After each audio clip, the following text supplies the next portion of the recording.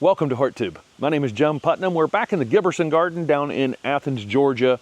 There's a playlist on the channel for the Giberson Garden if you're interested in. I did one time did a kind of a silent walkthrough of this entire garden. If you're interested in seeing it all, there's a lot to take in. There are within just the spot where I'm standing, which I don't think we've ever, just stood here and filmed. There are 3 waterfalls within, 30 feet of where I'm standing. It's just unbelievable. Nowhere in this garden that you won't hear water noise, which drowns out everything that's outside of this space. One thing that's super interesting about this garden, and maybe some of the other gardens that we've toured over the years, is that this garden has a lot to do with foliage color and texture and doing interesting things with plants, limbing them up into small trees. It's got ground covers and mid-sized plants. It's just the layering of it from high shade down to the ground level is amazing. But what you won't come here and see, any given window during the year, is a lot of flowers. Virtually everything in this garden does flower, but it doesn't all peak flower at one time. So there are azaleas in this garden that would have bloomed earlier in the year, lots of other early blooming things as well. And then there are summer flowering things. There are camellias that will bloom in the fall, on and on and on. There's a ton of things here that will flower over the course of the year. But again, in a window, you will not see some sort of big floriferous show here. It's mostly all done with different textures and colors. Again, a lot of design that Ram is just particularly good at.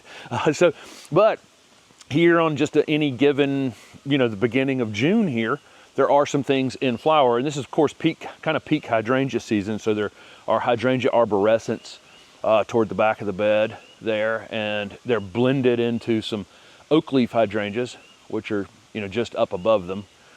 So you see again lots of hydrangeas in here. There's big leaf hydrangeas, hydrangea arborescents, hydrangea quercifolia. Then the interesting combo here when you get this high shade situation, and again I've talked about this a bunch, where you get this strange mixture almost of things that are for the sun or for the shade. You can get something like this daylily flowering in this under canopy. You can get this yarrow that's about to bloom in the under canopy here. You can get the bee balm, which is probably a hair taller than it would be, if it had a little more sun, but it's about to flower here. There's a Rose of Sharon up in the back of the bed back there. Again, large oak leaf hydrangea. There's Hypericum or St. John's wort. She's got several different St. John's worts in the garden that are blooming right now. So within this space, there's a lot of flowers, but it's not, the design of the garden is not just flowers. There's plenty of things pretty much 12 months out of the year in this garden for pollinators that they could take advantage of, and birds and everything else can take advantage of. But it's not just all that kind of what I call it our place there in Raleigh, Clown College Design, where we do have this big color show. This one's just done in a different way. A couple things. One, we have to remind ourselves to look up sometimes, because now that I'm away from that spot we started in, the southern magnolia that was above us is in bloom up above us up there. And that was just a little 10 by 10 space. And, Steph just brought up that there are like 100 10 by 10 spaces that have that much stuff kind of packed into them. And this is another one. There's a path that runs through here, the hydrangea arborescents. It rained a little bit last night, so they're flopping over into the path a bit. But you can see how colorful the arborescents are. They start off this green color and then work their way toward white. Of course, tons of plant breeding out there on hydrangea arborescents, so we see pinks and all kinds of colors in them now. But here's another interesting thing. You got this salvia that's in a very shady spot. Again, it's probably a third to 50, let's say 50% taller than it would be if it was out in more sun, but it's absolutely blooming in this very shady space. There's an azalea behind it that would have bloomed earlier in the season. There's ginger that will bloom later in the season. There is a camellia above my head that will bloom, bloomed very early in the year. This is a Camellia japonica, so it would have bloomed back in February. So again, it's Not to say that this isn't a flower garden, because it is, but on any given day, you just won't see, it's just not packed flower to flower to flower. There's tons of statuary, containers, all kinds of interesting things throughout this garden. And this particular one is framed with a lace cap hydrangea to the right of it, and then an oak leaf hydrangea on the left of it. And you can see that that oak leaf hydrangea is picking up a little bit of pink. Where we're standing here, that oak leaf hydrangea is about 10 feet above us, planted up on top of the hill in elevation, and it's weeping down above us. So a lot of the garden design here is done in this terrain. This is actually, there's a big drop from the very bottom where we started there to the very top of this property. I don't know how many feet it is, but it is a big, big drop. But this hillside has rhododendrons, azaleas, hellebores, lots of things that wouldn't be blooming on June 3rd. But if you come here on June 3rd, there will be something flowering. Again, the lace cap hydrangeas, the oak leaf hydrangea, and there's some roses here. Again, it's a little, they're a little sparse from the lack of, the lack of direct sun, but they have flowered. You can see where there were tons of flowers on them a few weeks ago, and then all of these lace cap hydrangeas hidden in here, or they don't pop out. You don't see you see the texture and the leaves, some of the leaf color and the akuba and things up at the top, but it's like something kind of goes away and something comes in, and something kind of goes away and something comes in. And lucky enough here in a place like Athens, Georgia, similar to Raleigh, you can have something flowering basically year round, or interesting bark, interesting fall color, something going on for sure year round. And there are also some conifers blended up in here too, which will stay the same kind of year round and just be the, almost placeholders.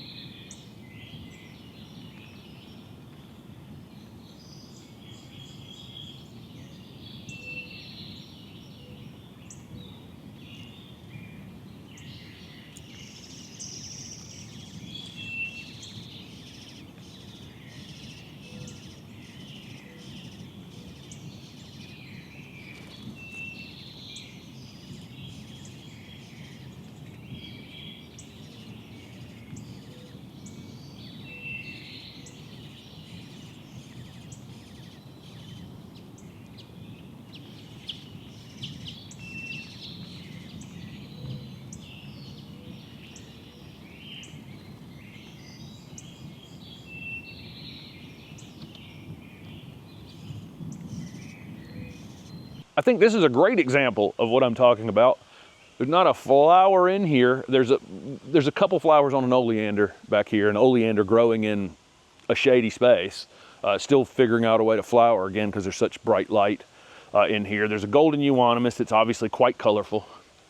There's a Goshiki osmanthus back here that's obviously quite colorful. You know, it's almost flower-like in its, you know, vibrance. There's some azaleas that would have bloomed earlier in the year. There's anemones that will bloom in the fall. But almost everything else here, there's some ground cover phlox that would have bloomed earlier in the year, some hellebores that would have bloomed earlier in the year, some ginger that will bloom in the summer. So there are things that will flower in here, but I'm catching it on a day. If you came into this space, you go, well, there's not a ton of flowers, but it's still beautiful. You know, it's not a manicured piece of turf. This is weeds. It's a mowed, weedy space that's probably overseeded occasionally just to kind of keep some turf grass in it, but it's not sprayed or manicured, and it's a beautiful little pocket here in the garden. Here's some ground orchids that would have bloomed earlier in the season. The foliage looks great on them now. They're almost like cast iron plants almost the rest of the season, but they would have flowered earlier in the season. We have a couple of these in the garden in Raleigh. Of course, the yellow from the bamboo, which is very contained in a container. If you haven't watched any of the videos from this garden, that bamboo was well contained. At one time it was not, and it had migrated across the garden, but it is now in a concrete barrier. And it's kind of the center of this entire garden. There's some arborescence on the other side over there, and we have a wisteria growing on the top, and it's in flower, and on the top of that it gets enough sunlight peeking in that it's in flower. I don't know that you'd notice the flowers on it, but of course if you were coming through here on a warm afternoon, you'd pick up the fragrance and kind of wonder where it was coming from. She has a ton of containers here, and some of those containers she will use some more floriferous things in, but even the containers are I would say probably more shrubs and some things she's rooted and that kind of thing. Some really she's not gone out of her way to go spend a ton of money on a bunch of annuals to have super incredibly showy pots, but she still manages to get a heck of a lot of color out of them. Here's a mophead hydrangea macrophylla. There's lots of these in the garden, mostly on the blue side. I don't think she's doing anything to the soil to try to make them bluer or pinker or anything like that. I think it's what you see is what you get. You know, when she's taking good care of the soil, keeping it covered. She doesn't rake her leaves. She keeps she's letting all those things re-nourish the soil, and then whatever happens from there, just kind of happens. One thing to notice in this garden is the use of kind of silver foliage, blue foliage, lots of white flowers. When you have a shadowy, high shade garden like this, those are the things that I can see out in the distance. There's a hydrangea arborescens down at the bottom of the hill. I don't think you'll see in this camera shot, but there's some lamb's ear down on the path down below. And as I'm looking down there, those are the things that are standing out to me. Even Edgeworthia has kind of a bluish hue to the foliage on it, and down in this shady garden, I can see it from a distance. Those are the things that stand out.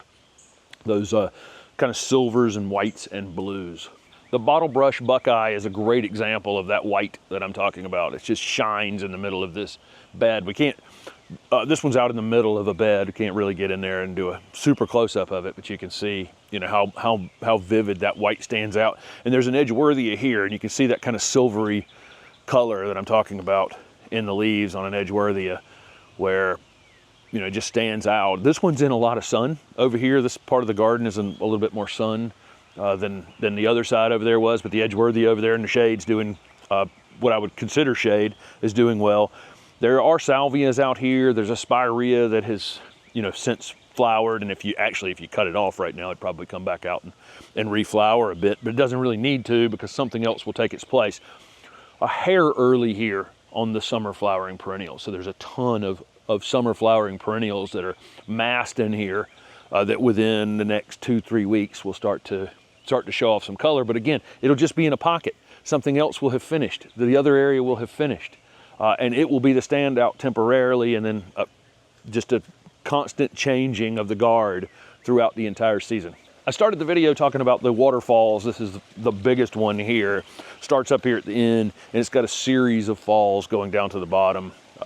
Big, beautiful fish in the pond here. This is another space. It's just got a rotating colors going through it. I got a frog talking to me over here. Right now, the standout is the gardenias. There's gardenia radicans or trailing gardenias that are just allowed to trail over, almost touching the water. And then, you know, that's a flowering plant with fragrant flowers on it. But right to the right of it is a euonymus that has that white foliage on it that's almost just as decorative as the flower on the gardenia. Of course, it's not fragrant like the gardenia. And then she'll use chartreuse things like sweet flag up at the top that, you know, really allow some of the greens to stand out. There's pineapple lilies back there that will eventually bloom. There was some blatilla or ground orchids that have already bloomed. There's an azalea back there that would have already bloomed. So it's just, again, anywhere you look in this garden, you're gonna see flowers. You're gonna see the potential for flowers, but it doesn't flower all out at the same time. It's one of those things I've talked about over the years, just because I was in the nursery business and the retail horticulture for so long that I just know that the vast majority of people just do so much shopping in that window between that first warm day in March and that first really oppressive hot day toward the end of May or middle of June, or where, depending on where you live in the country. And that's the window that people shop in, and they tend to buy the things that are in flower at that time. But then, you know, if you come to a garden like this, you can see, wow, you know, I mean, she clearly went shopping a lot during the year, and then was also looking at foliage colors and different textures and different heights and the different shapes that the plants can grow in, from ground covers to, you know, upright things that could be limbed up into trees, and so on and so forth. But just a lot went into this, but you could tell it didn't all go in at once. You know, because otherwise then you end up a lot of times with something that does all of its thing at one time, and then it's just, you know, nothing after that. So anyway, I thought this was an interesting look at the Giberson garden, because we've been here over the last 3 or 4 years, this is the first time we've ever been here, I think, right here at the end of May, beginning of June. This is the first time we've ever been in this garden. So this is a window into it I've never seen. But if I come back here in September or October, it'll just be a different set of things flowering, and the other things that are flowering now will be in the background. So really, really interesting. Thank you guys so much for following along.